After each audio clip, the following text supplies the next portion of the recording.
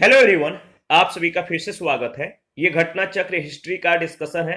हम लोग आधुनिक भारतीय इतिहास को डिस्कस करें, जिसमें आज का टॉपिक है अंतरिम सरकार का गठन 1946। सबसे पहले इस टॉपिक को डिस्कस करेंगे। इसके बाद इस टॉपिक से रिलेटेड अब तक जितने भी प्रश्न पूछे गए उन सभी प्रश्नों को एनालिसिस करेंगे। लेकिन डिस्कशन को स्टार्ट करने से पहले मैं बता दूं कि इसका पीडीएफ अवेलेबल है। अगर आपको पीडीएफ चाहिए तो Telegram channel, Telegram quiz group या चैनल के कम्युनिटी बॉक्स में जाइए, वहां पर इसके रिगार्डिंग में इंफॉर्मेशन को अपडेट कर दिया गया है। तो सबसे पहले अगर बात करें तो कांग्रेस के द्वारा वायसराय के नवीनतम प्रस्तावों को स्वीकार कर लेने के बाद 12 अगस्त 1946 को लॉर्ड वेवेल ने कांग्रेस अध्यक्ष जवाहरलाल नेहरू को अंतरिम सरकार के गठन के लिए आमंत्रित किया। 24 अगस्त 1946 को पंडित जवाहरलाल नेहरू के नेतृत्व में भारत की पहली अंतरिम राष्ट्रीय सरकार की घोषणा और 2 सितंबर 1946 को इसका गठन हुआ। याद रखिएगा, प्रारंभ में मुस्लिम लीग की भागीदारी इसमें नहीं थी। डॉक्टर राजेंद्र प्रसाद 1946 में बनी भारत की अंतरिम सरकार में खाद्य एवं कृषि मंत्री थे। Minister of agriculture and food कौन थे? तो राजेंद्र प्रसाद। प्रश्न पूछा भी जाता है कि भारत की अंतरिम सरकार में खाद्य एवं कृषि मंत्री कौन थे, या रक्षा विभाग किनके पास था, या विदेशी मामले या राष्ट्रमंडल संबंध का विभाग किनके पास था, या रेल और परिवहन विभाग किनके पास था। ऐसे प्रश्न अक्सर पूछे जाते हैं, तो याद रखिएगा। देखिए, अगर बात करें तो खाद्य एवं कृषि मंत्री डॉक्टर राजेंद्र प्रसाद थे। 1946 में बनी जो भारत की अंतरिम सरकार थी इसमें। और रक्षा विभाग बलदेव सिंह के पास था, जबकि विदेश मामले और राष्ट्रमंडल संबंध का जो विभाग था जवाहरलाल नेहरू के पास था। 1946 की अंतरिम सरकार में आसफ अली को रेल और परिवहन विभाग सौंपा गया। 1946 में लॉर्ड वेवेल के बहुत कहने सुनने पर मुस्लिम लीग अंतरिम सरकार में शामिल होने के लिए तैयार हो गई, राजी हो गई।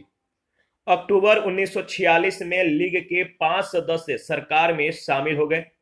लियाकत अली को वित्त मंत्री बनाया गया, जिन्होंने नया बजट प्रस्तुत करते समय उद्योगपतियों और व्यापारियों पर अत्यधिक जो है कर लगाए। याद रखिएगा। इसके बाद अगर बात करें तो 2 सितंबर 1946 को गठित अंतरिम सरकार में अबुल कलाम आजाद मंत्री नहीं थे। अबुल कलाम आजाद मंत्री नहीं थे।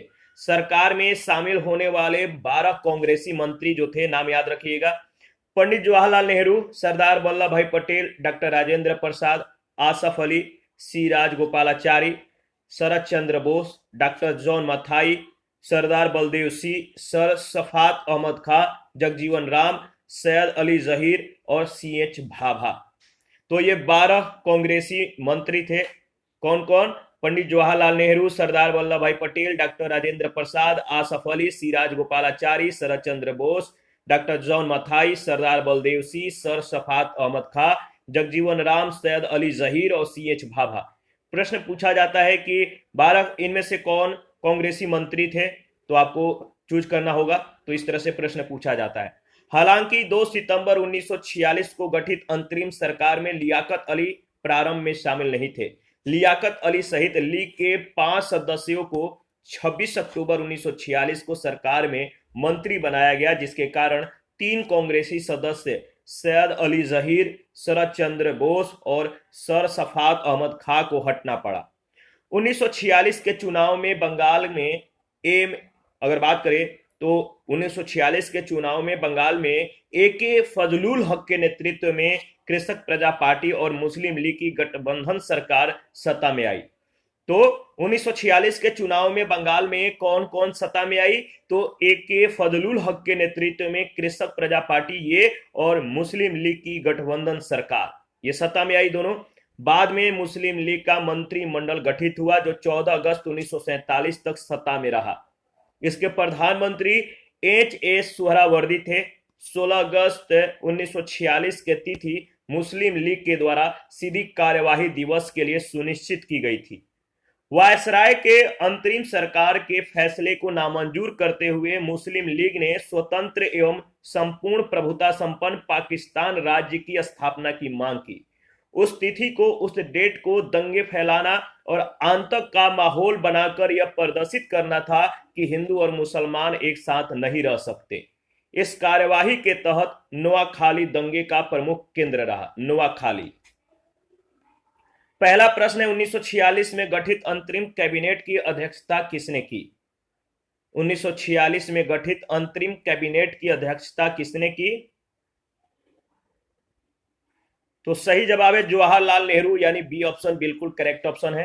कांग्रेस के द्वारा वायसराय के नवीनतम प्रस्तावों को स्वीकार कर लेने के बाद 12 अगस्त 1946 को लॉर्ड वेवेल ने कांग्रेस अध्यक्ष जवाहरलाल नेहरू को अंतरिम सरकार के गठन के लिए आमंत्रित किया।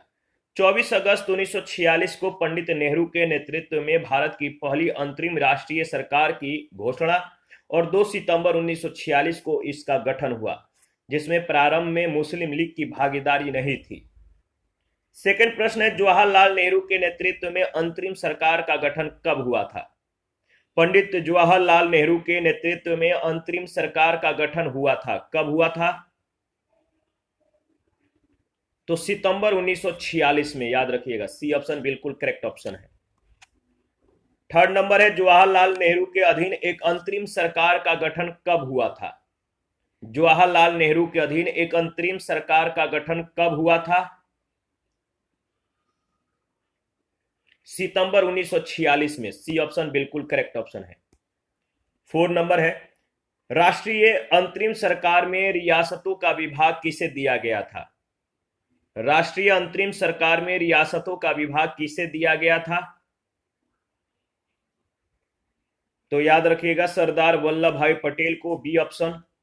सरदार वल्लभ भाई पटेल को अंतरिम सरकार में देशी रियासतों यानी राज्य विभाग, गृह, सूचना और प्रसारण विभाग दिया गया।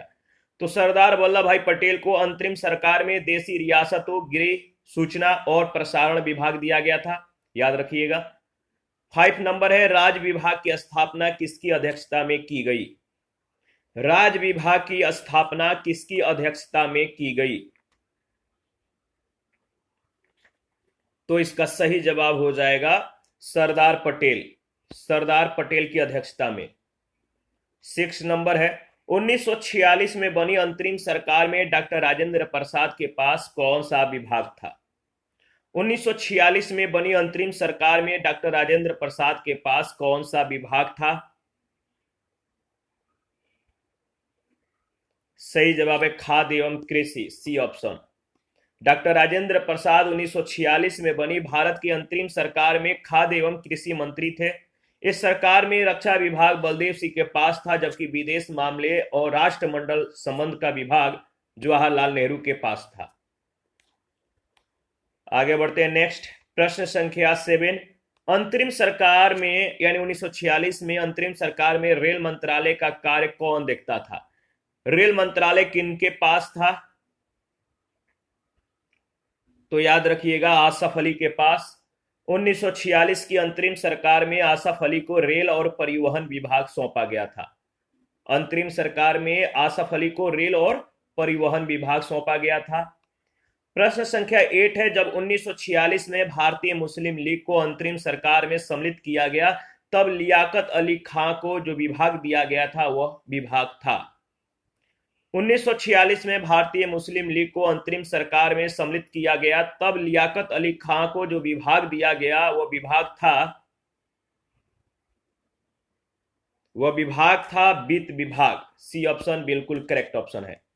1946 में लॉर्ड वेवेल के बहुत कहने सुनने पर मुस्लिम लीग अंतरिम सरकार में शामिल होने के लिए राजी हो गई। अक्टूबर 1946 में लीग के 5 सदस्य सरकार में शामिल हो गए। लियाकत अली को वित्त मंत्री बनाया गया, जिन्होंने नया बजट प्रस्तुत करते समय उद्योगपतियों और व्यापारियों पर अत्यधिक कर लगाए। 9 नंबर है, अंतरिम सरकार में वित्त मंत्री कौन थे? अंतरिम सरकार में वित्त मंत्री कौन थे? तो याद रखिएगा अंतरिम सरकार में वित्त मंत्री थे लियाकत अली खान। कौन? लियाकत अली खान। प्रश्न संख्या 10 है, निम्नलिखित में से कौन नेहरू की अंतरिम सरकार 1946 में वित्त मंत्री थे? कौन नेहरू की अंतरिम सरकार 1946 में वित्त मंत्री था? सही जवाब क्या होगा फटाफट कमेंट करके बताइए।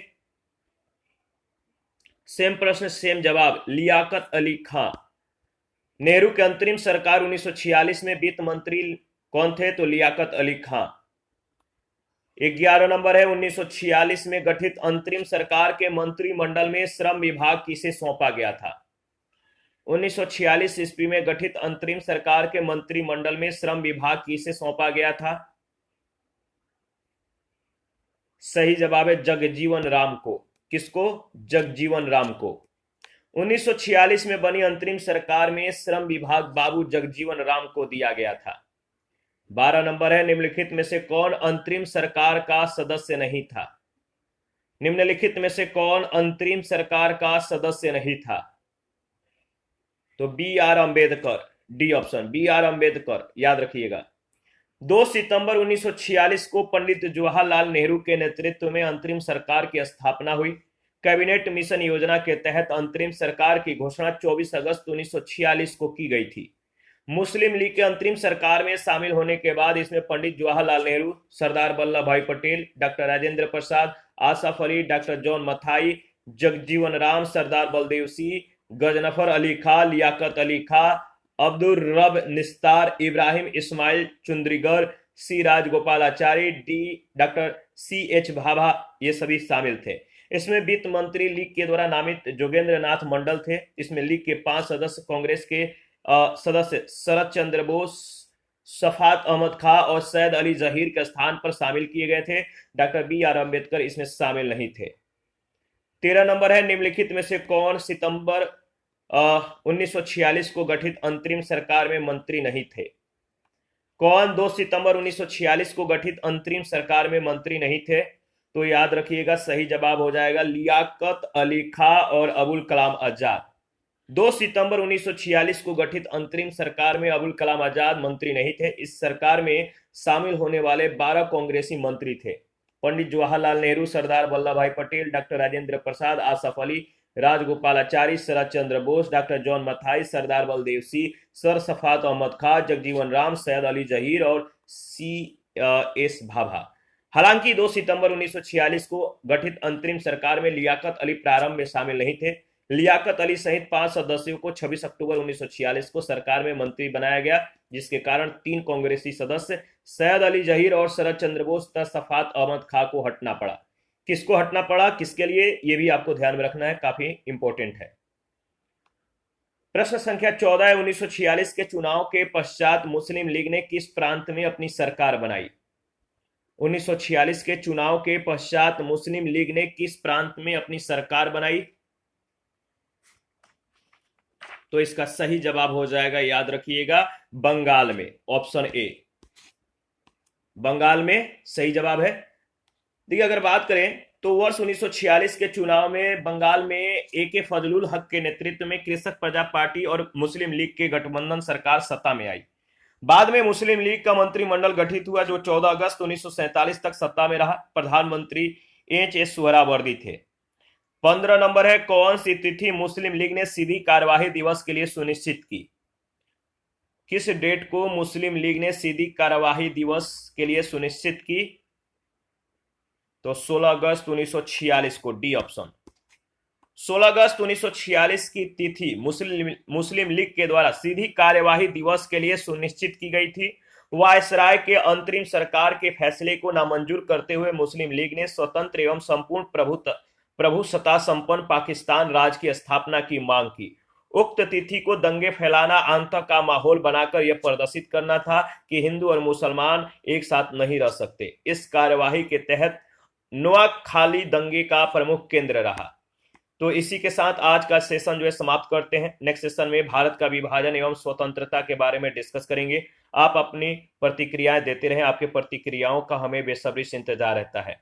आप लोगों ने जितना भी सपोर्ट किया है बहुत बहुत धन्यवाद है। इसी तरह चैनल को लाइक, सब्सक्राइब, ज्वाइन करके हमें जो है सपोर्ट करें। मिलते हैं नेक्स्ट सेशन में।